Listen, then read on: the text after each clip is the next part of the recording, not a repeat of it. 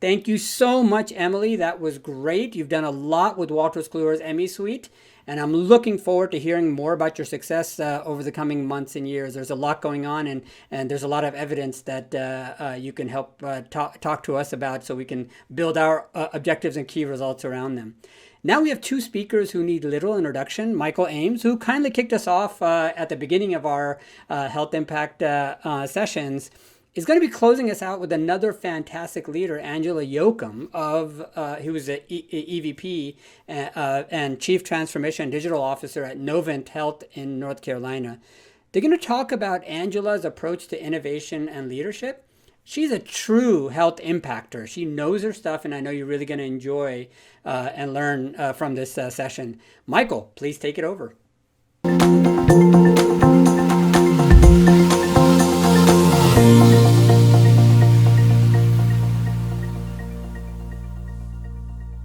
Hello, everyone.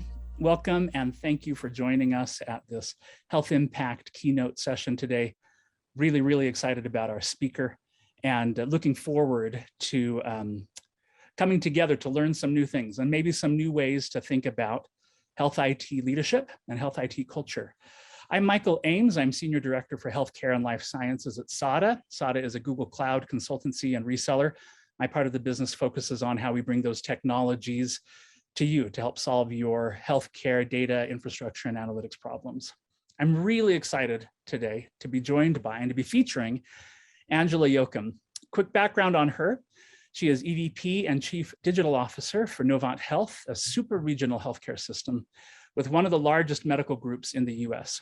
She and her teams deliver world-class consumer capabilities, differentiating technologies, advanced clinical solutions, all of which allow their high growth system to provide remarkable patient care.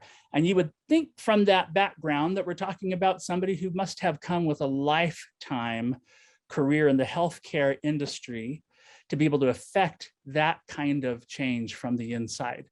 But the fact is that like some of us, unlike many of us, Angela came to the healthcare industry a little bit more recently in her career, after a very successful career in technology leadership in other industries.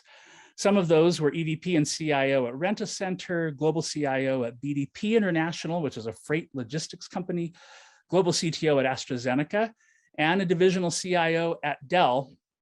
And part of why I'm excited about this talk today is that it's precisely this diverse background and experience that I think makes Angela so interesting and gives her the background to bring a different perspective on healthcare IT team culture and leadership than maybe some of us who have spent longer in the industry are accustomed to.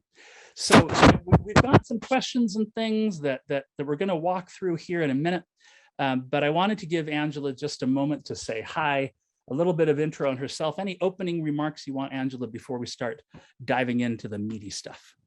Oh, thank you so much, Michael. You're very kind in your remarks, and it's just such a pleasure to be here with you today and to speak to this audience who I know to be an audience of innovators. So it's going to be a great conversation.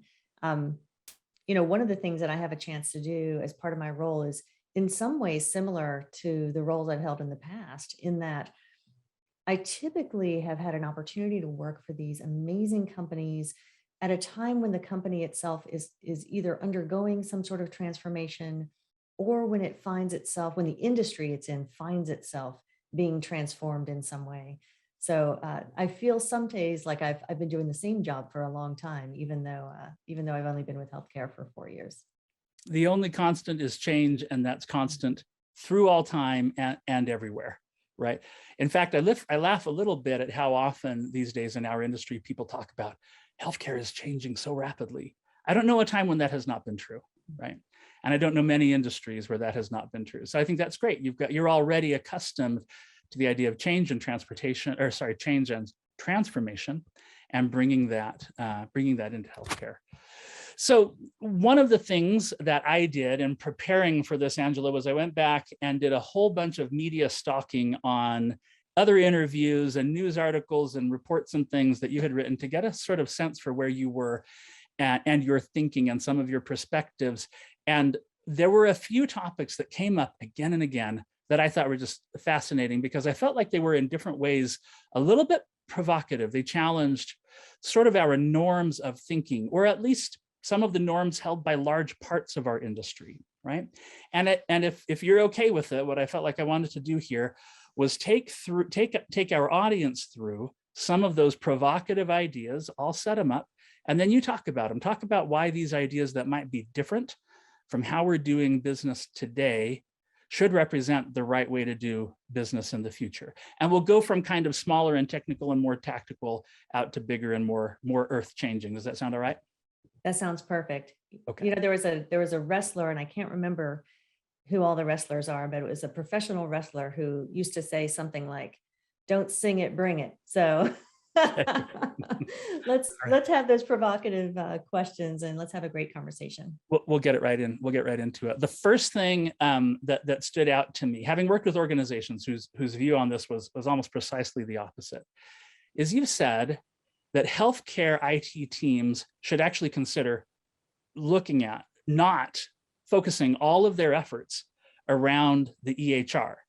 And this is interesting because, of course, the EHR vendors are certainly working hard to drive more and more data and processes under that one umbrella, and to say, build your world around us and we will solve all of your problems.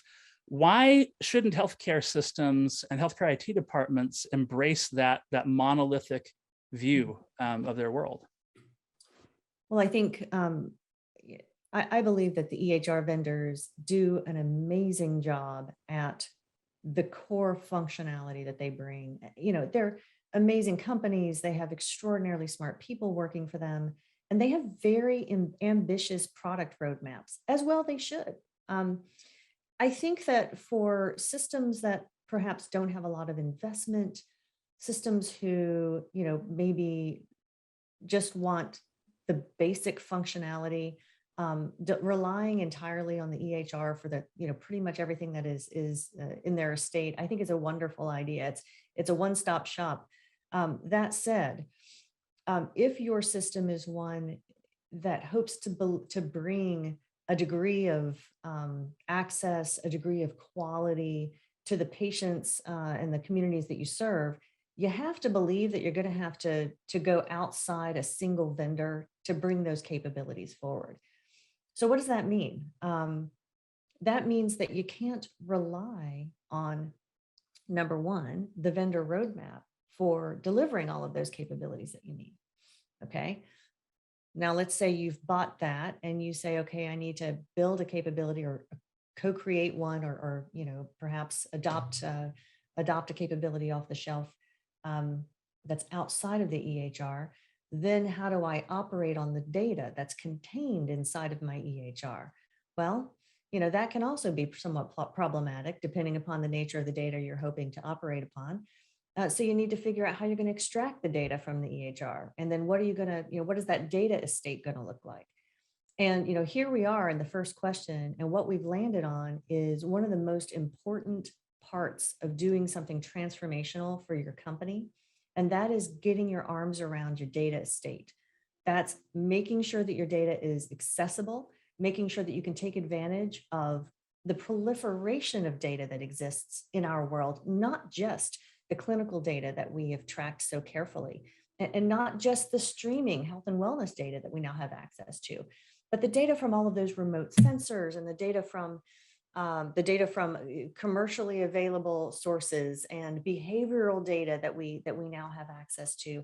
These are all interesting data sets that need to be accessible to you and to, you know, any new componentry that you may deliver and now host in your estate to bring insights forward, such as predicting major health events before they happen. I mean, little things, you know, it's the little things like that we all want to do for obvious reasons, which we simply can't do if we don't have our, you know, arms around our data estate. So why should we not rely on the EHR?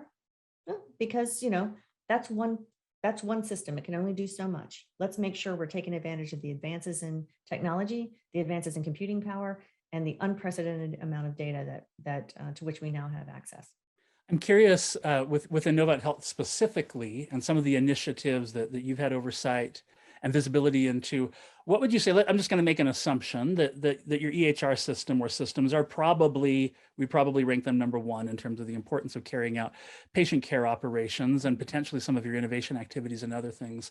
But is there a product or a platform, or maybe it's even better thought of as an activity, that you would rank as number two, that you would say, look, IT teams, once you've sort of got your hands around the EHR, here is where you should go next in terms of being able to deliver value to your organization? Yeah. Well, at the risk of sounding redundant, let's get yourself, a modern data store. In our case, we have a data lake that we store in an Azure-based cloud. We have a robust API layer that sits in front of it. And that API layer is the means by which we operate on that data at will. And it's a lovely, wonderful thing. Yeah. And within that, to drill down into even a little bit further, there are things that you can do there operationally. There are things that you can do there in terms of predictive analytics and in terms of the capabilities that are being delivered by your cloud-based data lake. If you had to narrow it down to, like, this is the one thing that is delivering value for us and has really made this investment worth it, what would be on the top of that list? It's impossible to prioritize. I mean, would you prioritize? Would you prioritize being able to detect with a 90+% accuracy the likelihood of somebody who is going to attempt suicide upon discharge over being able to predict with extremely high degree of accuracy the likelihood of a major heart health event happening for one of our patients? I mean, how would I prioritize one over the other? How would I prioritize the ability to see in advance where our biggest COVID surges are going to be, because we have our data science team building amazing models based on all of the data that we have access to. I mean, that allows our operational teams to prepare for those surges, so as not to be overwhelmed and fail to deliver care to the communities we serve. It's hard to prioritize that. There's just so many things that, in my opinion, are essential to just day-to-day operations and delivery of care and management of health and wellness and promotion of health equity that we all care so much about. Just all of it needs to be there. I'll make an observation, though, implicit in your answer. You had a difficult time prioritizing between this predictive model that will help us deliver better care and this predictive model that will help us deliver better care and this one that will help us deliver better care. But you didn't give a lot of other examples of things that could be done in a data lake or a data warehouse. And I think in there is the answer.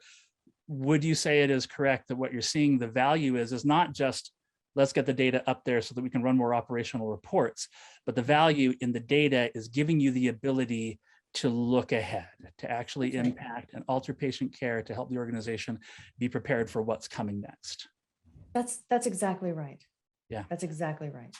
Great. And I think it's actually that perspective is actually helpful in leading to our next kind of provocative question, if you will.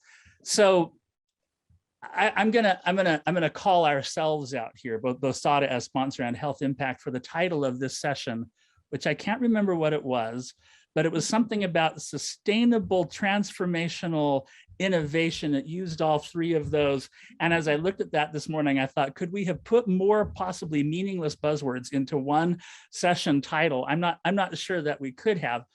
And it relates to this next question about how we name things and sort of how that matters. By the way, I do think that sustainable, transformational, and innovation were chosen very carefully, and this is what we're talking about here. But sometimes people hear things and they think those are words and they don't mean anything. At Novant, if I understand right, you don't have an IT department. You have, make sure I get this right, digital products and services. Is that right? That is right. But the way the question is phrased implies that they are equal. And that's not how that happened. Okay, so I want you to talk about that, because I think externally, people might look at Novant and say, fun, you gave your IT department a fancy new name. Just before the meeting, you were talking about, hey, everybody got jackets, right? We've all done these things. We've been through these things where we rebrand ourselves and they create maybe temporary bumps in energy, but at the end of the day, aren't you still just an IT department? Yeah, can you answer that? Yeah, thank you for asking that. So when I joined 4 years ago, we had a couple of, first of all, we had an amazing IT team a very traditional looking IT team. They had done very, very well. We had a world-class EHR implementation, by the way, which I am still benefiting from the amazing work that was done before I got here. But we did have a couple of issues. First, there was a little bit of a branding issue in the sense that people used the word IT, used the phrase IT in a way that sometimes was somewhat dismissive, as opposed to being, part of the decision-making part of the organization. It's in the IT part of the organization. So I didn't care for that, but that's really not a big problem. It's just an observation that I had. So in coming on, and this is what really led to the digital products and services shift. The first thing that I did, and the first thing that I think anyone should do, especially as you're thinking about remaking your capability set, is exactly that: identify the capabilities that need to be in place in some form, abandon any artificial constraint that may be associated with your existing organizational structure or who's in what seat, and forget all that. In an abstract sense, identify what are the capabilities that you need to have in place in support of the outcomes that your company is trying to achieve. And that's true of any industry, right? So understand what that capability set is. Now, once we were able to identify that, and relatively big buckets, when we started, we didn't start with the detailed capability model and map. That's an extraordinarily long process. But just at a very high level, what are those basic capabilities we need to have in place to achieve a transformation of healthcare? There were capabilities that corresponded to a traditional IT shop. There were some, and they in fact existed in the traditional IT shop. We were able to populate an organization with some of the traditional IT shop folks, and in some cases, some of the existing org structures. Then we identified some capabilities that were not represented in the IT shop, but they were represented in other parts of the system. So we're able to pull those groups in and put them into this overall organization to support those capabilities that are equally important and so critical to some of the things we're trying to do. And of course, lastly, as you may have anticipated, there are capabilities that just weren't represented across the system at all. And we had to build those out by bringing in talent from a variety of places. I didn't optimize for people with healthcare experience because I figured we have 37,000 team members with healthcare experience. We don't, they probably have that covered. They don't need one more. Sometimes people came from other healthcare systems, and sometimes people came from retail, banking, big energy, all over the place. So these are academia in some cases. We've been very fortunate in being able to attract some amazing talent. But now together, we are digital products and services. And some of those capabilities are rather unusual to have associated with a traditional IT shop. So yeah, and I think I'd love to hear more about that. And to make that example concrete, I think most of us understand what goes in the traditional IT shop bucket, but you talked about some things that were already within the system that were pulled in under this umbrella, and then some things that were new. Can you give us a couple of examples of each of those? Absolutely. So we had, of course, stipulate that you know what's in traditional IT shop. When we think about things that existed in the system but lived elsewhere, one of the things that we had represented across many parts of the system was clinical informatics. So we had physicians and nurses who lived in a variety of different organizational structures, some in our medical group, some in the chief medical officer's organization, and then onesie twosies that functioned in that role, even though they didn't have a title associated with informatics. It was just a distributed group of people practicing similarly. In fact, most of them were technically also practicing physicians and licensed nurses, but they were practicing the craft of informatics separately, and sometimes in conflict with one another, sometimes overlapping, all brilliant, brilliant, brilliant people. So we were able to consolidate that team and bring it in to digital products and services to allow them to have a platform that's bigger than their individual group in the system, so that every decision we make is considered with the broadest possible context that they offer one another. And it's just been a tremendous thing to see that team. Another team that got moved in is a digital health line of business. So we moved digital health line of business over from the medical group into my team. So of course we have the technical teams that build the digital health tool sets, but that's separate from the team actually running the digital health operations and the remote command centers, and all of the on-demand physicians are part of this team. And we have a device company that lives as part of this team. It's actually it's actually been quite fun having that, and particularly in the last 3 years, managing that growth has been extraordinarily fun and helpful to the organization. Yeah, a couple of comments on these. One is, first of all, I appreciate, as you talk about the clinical informaticians, my graduate training is biomedical informatics, and I appreciate the term the craft of informatics, right? And understanding that that's a discipline that is different from IT, it's different from care delivery, and putting those people together so that they can work in harmony on those goals, I think makes a ton of sense.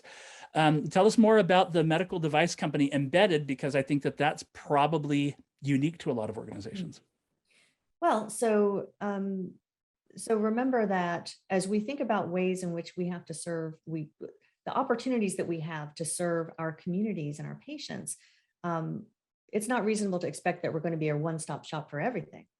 But it is reasonable to expect that if they want to have a robust digital health relationship with us, we should at least offer the equipment that they need to have remote monitoring in their homes at will, to upload their vitals into our EHR at will, and that includes everything, that can be done remotely. We will sell you a device to do all of that if that's what you want. And by the way, our philosophy in general, not just for device sales, but for other sorts of unconventional things that we do, which I'll be happy to tell you more about, we also use that revenue to fund the same capability for our patients who cannot afford to pay for it. Yeah. So it is, so it's almost like a Tom's or a Bombas thing. So, you buy this, you're going to also fund this for 2 other families. So it's that. And folks who aren't familiar with Novanta might just be learning now about it from you, may not be aware you are a nonprofit system, right? 100%. Yeah. And it's remarkable to see just how broad a nonprofit system can go and can think when you're thinking broadly. And I particularly like that idea of, okay, we've got a company here that's doing things, revenue or margins from that are going back to help patients who may not be able to have access to those things. That's I think a unique and a really interesting model. I'm curious about something. As you've brought these groups under one umbrella, have there been instances where these people who used to work in scattered ways have been able to work together now in new and more effective ways, or where culture from one part of your organization can affect the other? So is digital health and IT now coming into one, changing either of those in unexpected ways, whether positive or negative? Well, I have to cast my mind back. I guess it's probably been about 3 years since we brought those teams together. But I think I think you're right to ask the question. The people with whom we find ourselves in the trenches, so to speak, are the people from whom we learn the most. And just having people in proximity, working collectively on the same set of problems to deliver the same set of capabilities, there's tremendous value from that. We also have a new business growth team, by the way. So we're responsible for all new business line generation, may or may not have a technical component to it. Happy to talk more about that later, but that's part of how we think healthcare is transforming. Fills a lot of that white space that no other clear entrant to the playing field of healthcare is tackling. So some of those things, every once in a while, we'll stumble across someone who just thinks, well, digital products and services, that's IT, right? Why am I talking to someone from IT about a meal plan for our patients? Sure. So, well, that's, but that's just legacy thinking and an educational. It goes back to where you started, where one of the things that was a little frustrating was an initial culture within the system of being like, well, that's IT, right? And almost as we've had conversations here at HealthIMPACT about trying to get away from the idea of IT as an organization whose job is just to keep the lights on, right? And it's interesting that even after the rebranding, which we understand now goes much deeper than a rebranding to a consolidation of lots of very interesting and different functional groups within the organization. Even after all of that, people still just think, okay, yeah, digital products and services, that's still just IT. Right. Why are they here working in this innovation space? I thought they were just here to fix the printer. Now it happens. It never happens at the top of the house. I'll tell you that. There's a clear understanding and support for it. In fact, the reason I was brought in is because our CEO, our board, our executive team knows and believes in the importance of the capability set that we bring to the future of healthcare, not just to the future of our system. So and I'll say that understanding and support, flows down pretty far down the organizational chain. But in fairness, if you've been heads down tackling a very specific item in a specific domain in the midst of, a global pandemic, by the way, for the last 2 years, it might be easy to miss that, other parts of the organization are doing different things now. So in fairness to the people who still occasionally make that comment, it is a rapidly changing space, and it's not fair to expect everyone to keep up with every single change. Well, and it's a good moment for me to actually go back and correct something here. I think I introduced you as Chief Digital Officer and left out the keyword transformation, right? You were recruited in as Chief Transformation and Digital Officer, which means you're in the course of affecting change. And in the course of that, you're going to have people who come along a little bit more slowly. But as we've seen time and time again, the fact that you can say the people at the top understand this, get the vision, they're not questioning why you're playing in these spaces is essential. And there's a whole other discussion that we should have on how it is that you help to create that kind of culture at the top to make sure that as an IT leader, you're getting all the support that you need top down. Hard problem to solve, right? But an interesting one that we could go into. We have just a few minutes left, and it leads to, and actually this idea of how these different organizations within your organization are affecting each other kind of leads into this other sort of provocative concept that you have shared in the past about abandoning the notion of traditional industry boundaries. Now that's appealing to me. My role at SADA is to lead the healthcare and life science vertical, but increasingly in my role, I'm working to help lead our efforts across other vertical industries and looking at all the potential that can come when we start tying knots between them, right? Or letting one bleed into the other. So this is an area of interest for me. Goes back to your diverse industry background. Tell us more. And here's the perspective I'd like you to take it from. Most hospital IT departments are just super busy running the business of the hospital and the hospital systems and keeping things going. How is that perspective of unboxing themselves from one industry helpful? How are they going to benefit from that mindset? And what thoughts or advice do you have on how they can achieve a broader scope and perspective? Well, I think when we learn as professionals, right, we don't always, there comes a point at which we no longer just go to, a class. We don't take an online training class necessarily to learn something. We try to go and look more broadly, oftentimes across our own industry, to learn what's being done in other places. And I think that's very important because it allows you to have, some prior art from which to pull your own creations and your own innovations in a very, very applicable way. But I would remind folks that there are so many interesting things happening across all the industry bounds. And in fact, if you look at the trajectory of how business models are shifting, largely in my mind because of the advances in technology and the proliferation of data, as mentioned. But as you look at these new business models that have emerged and how these lines between industries continue to blur, it becomes very interesting to think, hey, what are those just basic differentiating capabilities we should have? And who does that really, really well?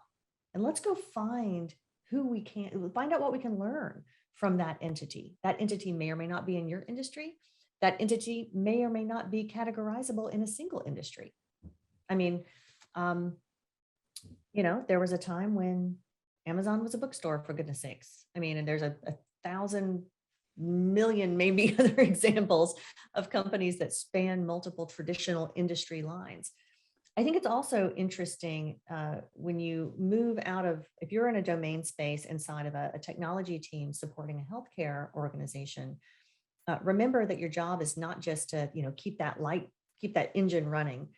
Your job is also to help the rest of the organization understand what's possible, what they could be doing differently, how the patients could be impacted, how the communities could be better engaged, and how overall health could be improved. And you have a point of visibility that is not reasonable to expect anyone else to have, because you're deep in technology. You understand the possibilities so much better than anyone else.